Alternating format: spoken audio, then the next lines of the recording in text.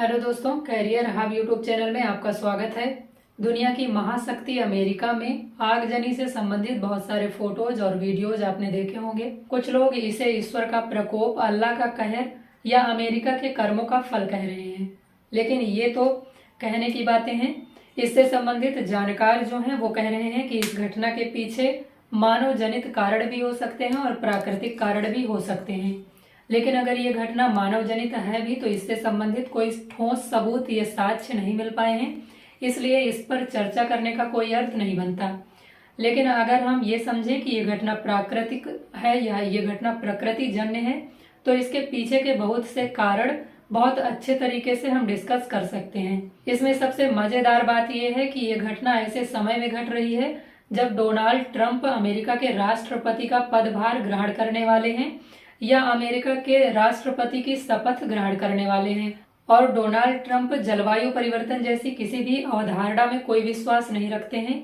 उनका मानना है कि जलवायु परिवर्तन जैसी कोई भी चीज एग्जिस्ट नहीं करती और अगर करती भी है तो इससे उनका कोई लेना देना नहीं है।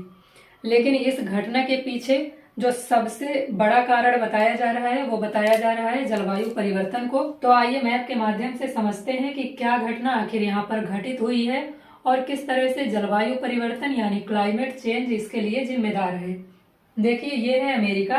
अमेरिका के जिस राज्य में ये घटना घटित हुई है वह है साउथ कैलिफोर्निया।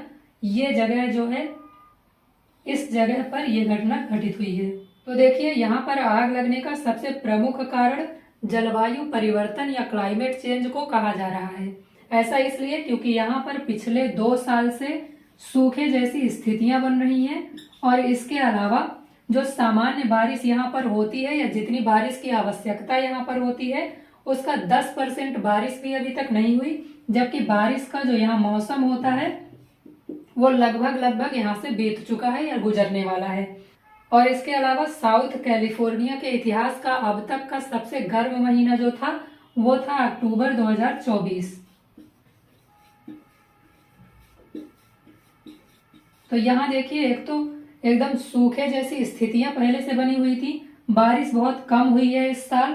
और इसके अलावा यहाँ पर जो अक्टूबर 2024 था वो यहाँ का सबसे गर्म महीना था। तो देखिए, यहाँ पर जो भी जंगल थे उनमें जो वनस्पतियां थी वो पूरी तरह से सूख गई थी इन तीनों कारणों की वजह से। इसीलिए यहाँ पर आग लगने की जो संभावना थी वो बढ़ गई और यहाँ पर इसी वजह से आग लगी। लेकिन इस आग को तेजी से फैलाने का काम किया सांता एना हवाओं ने। सांता एना हवाएं आपके एग्जाम पॉइंट ऑफ व्यू से इम्पोर्टेंट हैं। आपसे यहाँ से प्रश्न पूछा जा सकता है कि सांता एना हवाएं किस क्षेत्र में बहती हैं या सांता एना हवाओं का संबंध किस क्षेत्र से है। तो ये हवाएं बहती हैं कैलिफोर्निया में या इसका संबंध है यूएसए यानी संयुक्त राज्य अमेरिका से। अब देखिए, समझिए कि ये सांता एना हवाएं आखिर होती क्या हैं। यहाँ पर देखिए, ये है साउथ कैलिफोर्निया, यहाँ है Los Angeles. Los Angeles south California की ही एक जगह है, ठीक है। इसके बाद अमेरिका के इस क्षेत्र में बहुत सारे मरुस्थल या रेगिस्तान पाए जाते हैं। अब अगर आपने ज्योग्राफी पढ़ी होगी तो आप इस पूरी बात को बहुत अच्छे तरीके से समझ पाएंगे। देखिए, यहाँ पर मरुस्थल पाया जाता है।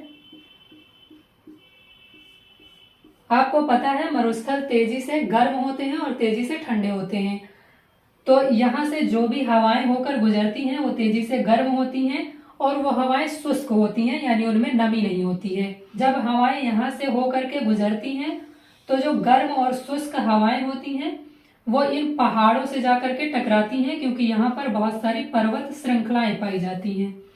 जब ये यहाँ से टकराती हैं तो इनमें जो थोड़ी बहुत नमी होती है वो बारिश बन करके यहाँ पर खत्म हो जाती है और फिर ये हवाएं और अधिक शुष्क हो जाती हैं और गर्म हो जाती हैं। जब यही हवाएं यहाँ से पर्वत श्रृंखलाओं से होकर के नीचे गुजरती हैं और ये कैलिफोर्निया वाले रीजन में पहुंचती हैं तो ये बहुत ज्यादा शुष्क होती हैं। एक तो इनमें नमी नहीं होती है और दूसरा ये बहुत अधिक गर्म होती हैं। तो पहले से ही आग यहाँ पर लगी हुई थी। जब ये हवाएं यहाँ पहुंची तो उन्होंने आग को तेजी से फैलाने का या बढ़ाने का काम किया, क्योंकि ये बहुत शुष्क और गर्म हवाएं होती हैं। इसके साथ ही साथ इनकी स्पीड बहुत ज्यादा तेज होती है। इसी वजह से बहुत कम समय में पूरे लॉस एंजलिस और साउथ कैलिफोर्निया में आगजनी की जो घटनाएं थी वो तेजी से बढ़ गई, या जो आग थी वो बहुत ज्यादा तेजी से फैल गई। तो सांता एना हवाएं क्या होती हैं ये आप समझ गए होंगे, और आप ये भी समझ गए होंगे कि इस पूरी घटना में किस तरह से इन्होंने अपनी भूमिका निभाई। अब इसमें एक और टर्म जो आप बार बार सुन रहे होंगे, जब आपने यहाँ पर हो रही घटनाओं से संबंधित पिक्चर या वीडियोस देखे होंगे तो उसमें आपने देखा होगा कि हेलीकॉप्टर के माध्यम से एक पिंक या रेड कलर का जो मिश्रण है उसे गिराया जा रहा है नीचे। तो इसको कहा जाता है पिंक अग्निरोधी, और ये एक तरह से बहुत सारे रसायनों का मिश्रण होता है, लेकिन इसमें जो सबसे प्रमुख रसायन होता है वो होता है अमोनियम पॉलीफॉस्फेट।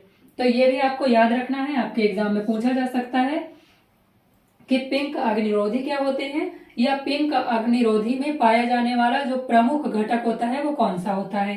तो अमोनियम पॉलीफॉस्फेट इसमें पाया जाता है। अब इसका कलर पिंक या रेड ही क्यों रखा जाता है, इसके पीछे भी एक कारण है। देखिए, जहां पर भी आगजनी से संबंधित बहुत व्यापक घटनाएं होती हैं या बहुत बड़े क्षेत्र में जब आगजनी से संबंधित घटनाएं घटती हैं तो हेलीकॉप्टर के माध्यम से उनको बुझाने का या उन पर कंट्रोल करने का कार्य किया जाता है। अब जो हेलीकॉप्टर होते हैं वो बहुत ज्यादा ऊंचाई पर होते हैं, तो विजिबिलिटी क्लियर नहीं हो पाती है नीचे किस क्षेत्र में ये जो पिंक अग्निरोधी होते हैं या जो ये मिश्रण होता है उसे गिराया जा चुका है और कौन सी जगह पर गिराया जाना बाकी है, ये बहुत ज्यादा ऊंचाई से क्लियर नहीं हो पाता है। लेकिन पिंक या रेड कलर को बहुत ज्यादा दूर से देखा जा सकता है स्पष्ट तौर पर, इसलिए इस पूरे रसायन में पिंक या रेड कलर का प्रयोग किया जाता है ताकि ऊंचाई से ये देखा जा सके कि किन किन क्षेत्रों में या किन किन जगहों पे, किन किन मकानों पे इसका इस्तेमाल किया जा चुका है और कहां पर इसका इस्तेमाल किया जाना बाकी है। तो ये पूरी घटना आप समझ गए होंगे। आपकी इस पर क्या राय है, कमेंट करके हमें जरूर बताइएगा।